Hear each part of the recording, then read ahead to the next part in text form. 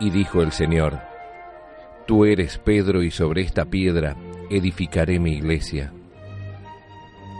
El Santo Padre, Benedicto XVI, en su aprobación y promulgación del compendio del Catecismo escribió: Agradezco infinitamente a Dios nuestro Señor el haber dado este catecismo por mi venerado y amado predecesor, el Papa Juan Pablo II. Estos, la Iglesia, el Papa y el Catecismo, son los fundamentos de esta catequesis de primera comunión. En nombre del Padre, y del Hijo, y del Espíritu Santo. Amén. Ave María Purísima, sin pecado concebida. Bienvenidos, queridos amigos. Bienvenida, Mónica. ¿Cómo estás? Muy bien, gracias, Padre Juan María. Contenta de verte. Y bueno, y nuevamente juntos, haciendo nuestro programa, nuestro curso para padres y catequistas de primera comunión. Ya venimos avanzando raudamente en nuestro estudio, en el estudio de la Sagrada Escritura, en el estudio del compendio del Catecismo. Ya nos faltan 11 programas, porque este ciclo consta de 40 y hoy es el número 29.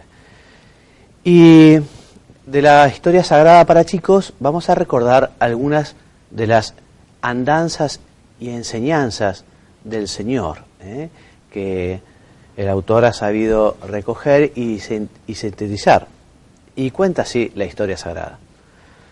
Durante los 3 años de su vida pública, la existencia de Jesús fue una continua aventura. En esa aventura lo acompañaban su estado mayor, que eran los 12 apóstoles, y muchos otros que lo seguían a ratos, llamados discípulos. Unas pocas mujeres, parientas de algunos de ellos, cocinaban para todos, remendaban la ropa y se encargaban de que las cosas estuvieran dispuestas cuando acampaban por ahí.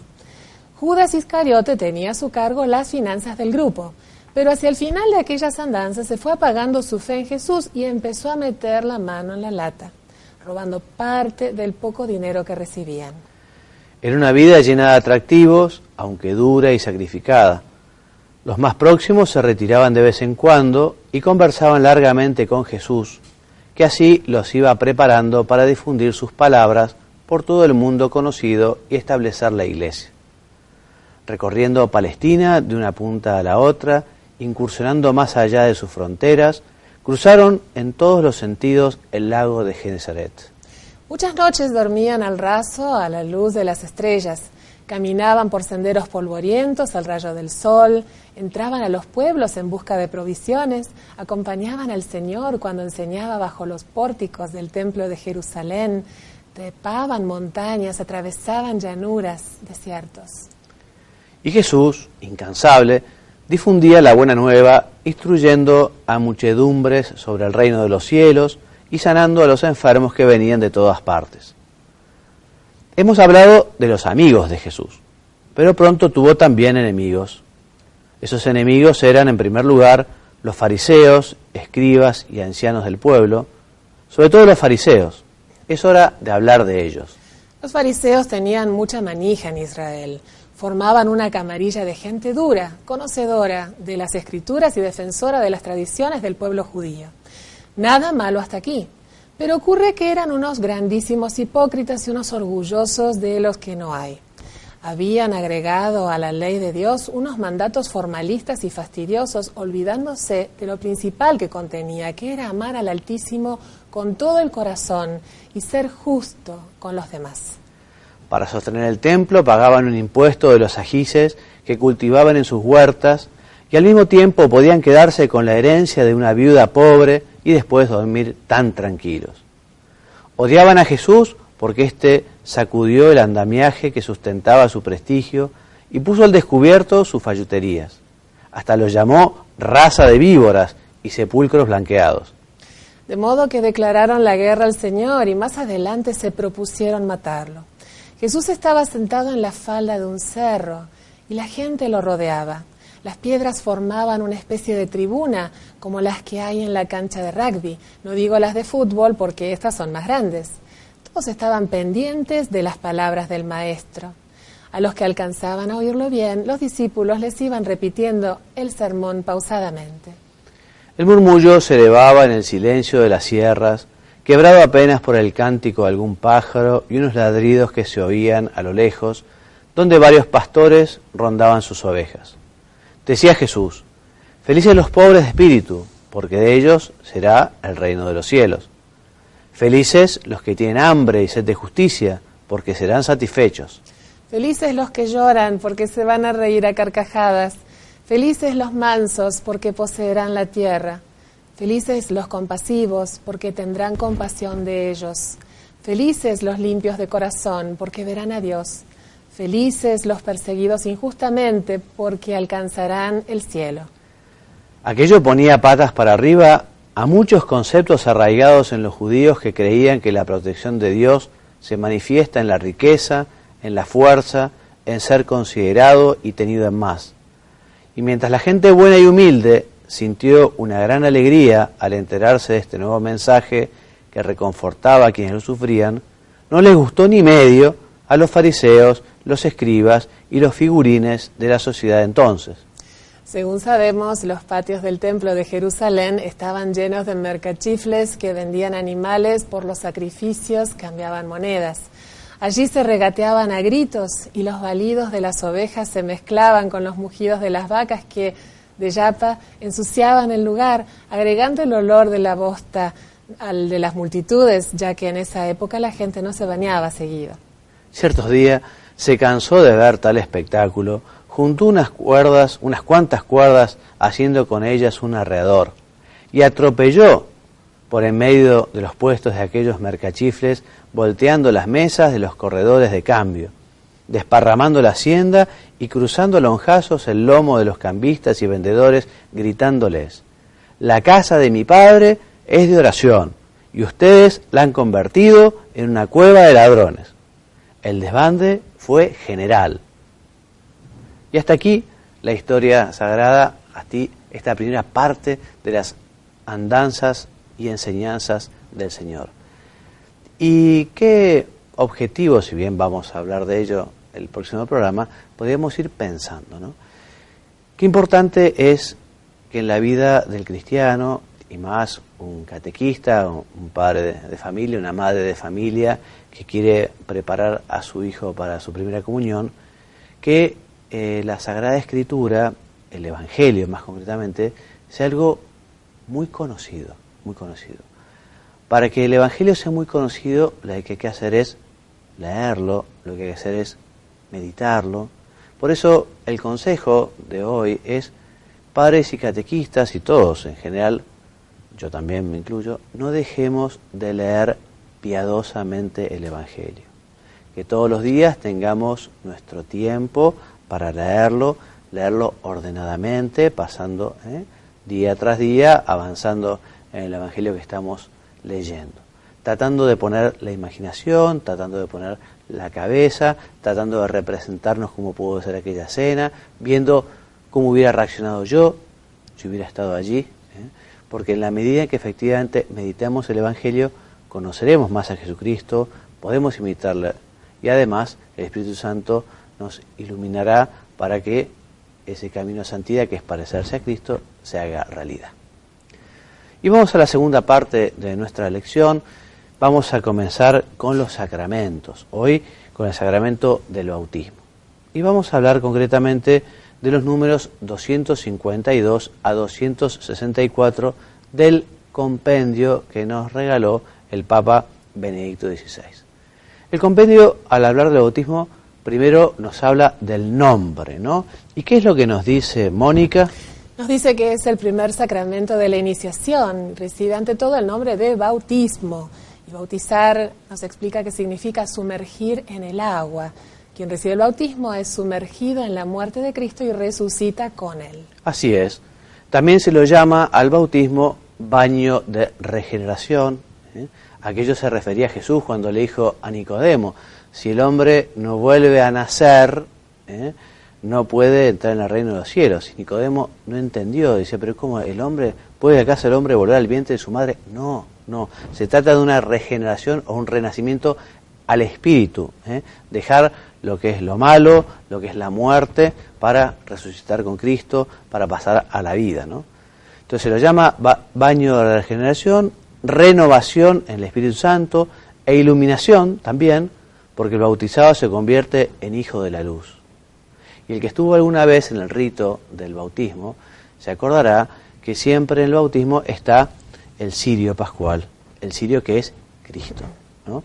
Y el padrino habitualmente, en nombre del niño, enciende una velita. Y el sacerdote en el rito le dice a los padres y a los padrinos que están llamados justamente a que esa luz que se acaba de iluminar crezca en el corazón del que se bautiza, haciendo referencia a que ese inicio de la vida espiritual debe iniciar y debe seguir creciendo, ¿no? Tomada de la luz del Señor.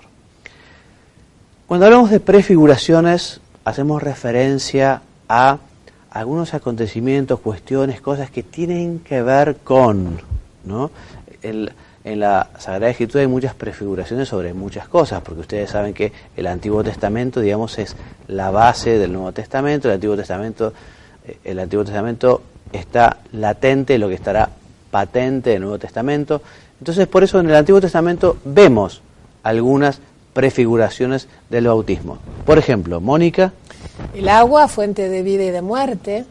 El arca de Noé, que salva por medio del agua. El paso del Mar Rojo, que libera al pueblo de Israel de la esclavitud de Egipto. El paso del Jordán, que hace entrar a Israel en la tierra prometida, imagen de la vida eterna. Supongo que se acordarán de esos acontecimientos, si no puede ser un buen desafío para ustedes recordar, bueno, por qué el agua, esto es fácil, ¿no? O el arca de Noé, por el arca de Noé se salvaron Noé y los animales, y así también el hombre se salva por medio del bautismo. El paso del Mar Rojo, huyendo de los egipcios, ¿no? Bien. ¿Y qué más? Otras preguntas más. No, acá lo que dice el compendio es que lo que fue prefigurado en el Antiguo Testamento, Jesús lo cumple. O sea, Jesús viene a cumplir estas prefiguraciones justamente instituyendo este sacramento. Sabemos que en su vida pública Jesús se hace bautizar por Juan. Juan predicaba un bautismo de arrepentimiento, un bautismo para prepararse para la venida del Mesías, que ya estaba cerca. San Juan es el precursor. Bueno, y en ese momento Jesús toma este bautismo de Juan para introducir este nuevo bautismo que nos hace hijos de Dios, este nuevo bautismo que nos perdona el pecado original, este nuevo bautismo que nos ayuda a recibir el Espíritu Santo. Entonces, este bautismo de Jesús es el momento de la institución de este primer sacramento. Y también Jesús, podemos decir que nos ofrece los sacramentos de una manera muy palpable, plástica, en fin, lo han dicho todos los autores espirituales, cuando de su costado abierto mana sangre y agua. Se dice que justamente de ese costado abierto brotaron los sacramentos que Jesús nos ganó con su muerte. También recordemos el momento en el que Jesús llama a los apóstoles a ir a bautizar. A punto está el de subir a los cielos, lo cuenta Mateo en su capítulo 28, cuando antes de, a modo como de despedida, a modo de testamento, les dice, bueno, id y haced discípulos a todos los pueblos, bautizándolos en nombre del Padre y del Hijo y del Espíritu Santo. Muy bien. Mónica, léeme. Desde el día de Pentecostés, la Iglesia administra el bautismo al que cree en Jesucristo. Muy bien. ¿Y sobre el rito esencial?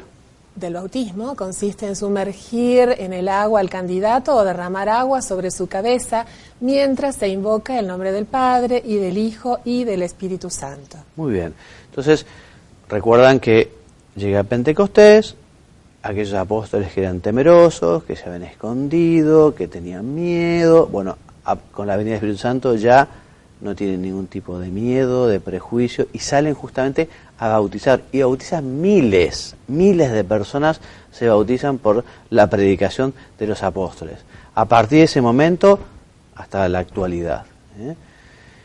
Tanto en su momento como ahora, el rito del bautismo fundamentalmente es la inmersión, digamos, o el derramamiento de agua que vierte sobre la cabeza del que se bautiza, y las palabras que son: yo te bautizo en nombre del Padre y del Hijo y del Espíritu Santo. Evidentemente puede recibir el bautismo aquella persona que no está bautizada. Si es un niño, serán los padres y padrinos los que darán fe por el niño, ¿no? Porque si se trata de una persona mayor, esa persona mayor tiene que conocer las verdades fundamentales del Evangelio, tiene que conocerlas y tiene que además vivirlas. Por eso, Mónica, a todo aquel que va a ser bautizado se le exige la profesión de fe expresada personalmente en el caso del adulto o por medio de sus padres y de la Iglesia en el caso del niño. Así es. Saben ustedes que juega un papel importante los padrinos, ¿no? Los padrinos pueden ser una madrina o un padrino. Ellos justamente están para apoyar a los padres en la formación de ese niño. Niño o grande, porque también un adulto necesita de un padrino o de una madrina. Esos padrinos que rezarán por aquel candidato al bautismo, esos padrinos que también tendrán que hacerse cargo si, por ejemplo, los padres no pudieran cumplir con esta responsabilidad también. Tan importante es que, por ejemplo, si los padres no quisieran que un chico se bautice, no hay que bautizar, no se puede bautizar un niño sin permiso de los padres. Ahora, si los padres quisieran bautizar al niño, pero no tienen formación, pero quieren que su hijo reciba, ¿no?, esa formación, entonces justamente allí los padrinos jugarán un especialísimo papel. Bueno, ¿quiénes son entonces los ministros ordinarios del bautismo, Mónica? Son el obispo y el presbítero. En la Iglesia Latina también el diácono. El diácono en la Iglesia Latina también es ministro ordinario. Y en caso de necesidad, cualquiera puede bautizar siempre que tenga la intención de hacer lo que hace la Iglesia. Derramará agua sobre la cabeza del candidato y pronuncia la fórmula trinitaria bautismal: yo te bautizo en el nombre del Padre y del Hijo y del Espíritu Santo. Excelente. El bautismo es necesario para la salvación, de todos aquellos quienes han conocido el Evangelio y tienen la posibilidad de pedir este sacramento. Ahora, puesto que Cristo ha muerto para la salvación de todos, también puede salvarse aquellos que mueren por causa de la fe, que son los mártires, ¿no? Es lo que podríamos llamar el bautismo de sangre. Y los catecúmenos, que no habiendo todavía recibido el bautismo, si fallecen, tienen lo que se llama el bautismo de deseo.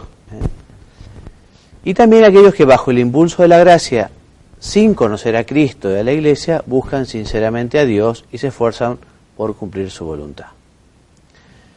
Mónica, en cuanto a los niños que mueren sin el bautismo, ¿qué es lo que dijo la Comisión Teológica Internacional el año 2007? Esta comisión concluyó: nuestra conclusión es que muchos factores que hemos considerado dan serias bases teológicas y litúrgicas a la esperanza de que los niños muertos sin bautismo sean salvados y gocen de la visión beatífica. Este tema era un tema que se estudió ya para el Catecismo de la Iglesia Católica de Juan Pablo II, y allí se manifestó que la Iglesia no sabía bien qué es lo que sucedía con estos chicos, ¿no? Porque siempre, los últimos años se habló de la teoría del limbo. Ahora, el Papa Juan Pablo pidió que se estudiara a la Comisión Teológica Internacional un documento precioso, muy fundamentado en la liturgia, en la historia, ¿no? Y llegan a esta conclusión, de que hay serias bases para pensar que los chicos que mueren sin bautizar gozan de la visión beatífica, esto es, gozan de la presencia de Dios. Muy bien, vamos a hablar entonces de los efectos del bautismo, por favor. El primero: perdona el pecado original, todos los pecados personales y todas las penas debidas al pecado. ¿Qué más? Hace participar de la vida divina trinitaria mediante la gracia santificante. La gracia de la justificación que incorpora a Cristo y a su Iglesia hace participar del sacerdocio de Cristo y constituye el fundamento de la comunión con los demás cristianos. Otorga las virtudes teologales y los dones del Espíritu Santo. El bautizado pertenece para siempre a Cristo. Muy bien, y en efecto está marcado por ese sello o carácter que durará para toda la vida. También nos dice el Catecismo que es importante un nombre cristiano, preferentemente un santo, para que se interceda por él. Muy bien, y hasta aquí lo del bautismo para pedirle a Mónica que nos cuente en pocas palabras algunos consejos prácticos para padres y catequistas. Eso mismo. Gracias, Padre Juan María. Estamos en el mes de junio, es el mes del Sagrado Corazón de Jesús. No se nos puede escapar a los catequistas hablar a nuestros catequizandos de este mes tan especial. Mes en el que la Iglesia, en su conjunto, todos los días dedica mucho a venerarlo, a honrarlo y nos invita a imitar sus virtudes, ¿no? A que miremos más que nunca y corrijamos en una de esas si tenemos algún defecto, que nunca es tarde para mejorar, porque tenemos que ver a Jesucristo en la mirada de cualquier hermano que se nos acerca, tanto de aquellos que están en buena situación de salud y demás, como aquellos que están enfermos, que son pobres, que no saben, que se equivocan. Nos pide la Iglesia que aprendamos a mirar dentro de lo posible y salvando las distancias con la mirada y con el corazón del Sagrado Corazón de Jesús. Ahí lo tenemos. Entonces, no dejemos de pedirle a lo largo de todo este mes que nos ilumine con su luz para reconocer a Jesucristo en la mirada del prójimo. Entonces, vamos a seguir hablando sobre el Sagrado Corazón de Jesús dentro de lo que nos dan los tiempos, pero nos despedimos con su jaculatoria. Sagrado Corazón de Jesús, en vos confío. Muy bien. Muchas gracias. Y ahora el último bloque de nuestro programa, que venimos hablando sobre la misa. Vamos a hablar hoy de la concelebración.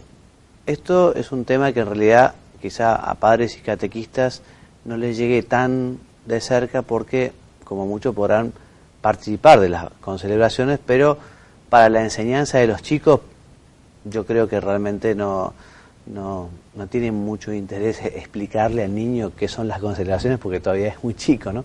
Pero sí para ustedes, algunos detalles que determina la instrucción u ordenamiento del misal romano.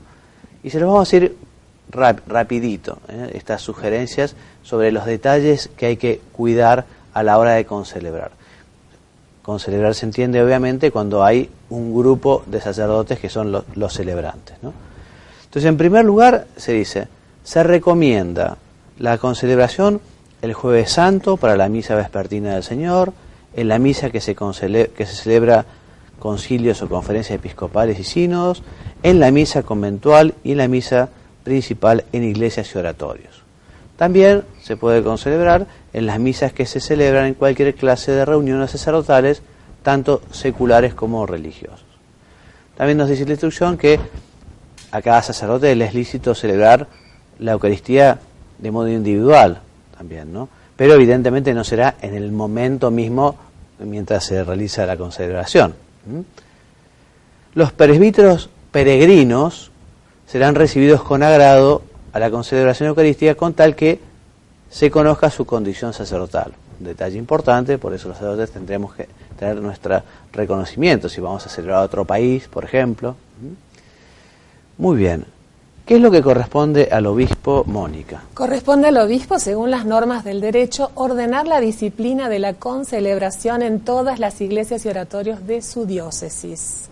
Téngase en gran estima la misa concelebrada en la que los sacerdotes de una diócesis concelebran con su propio obispo, principalmente en la misa estacional, en los días solemnes del año litúrgico, en la misa de ordenación de un nuevo obispo de la diócesis o de sus coadjutores o auxiliares. O también en la misa crismal, en la misa vespertina, en la Cena del Señor, en las celebraciones del santo fundador de la iglesia local o patrono de la diócesis, en los aniversarios del obispo y finalmente con ocasión del sínodo o la visita pastoral. Ya ven que las concelebraciones que conviene son las fiestas importantes, ¿no?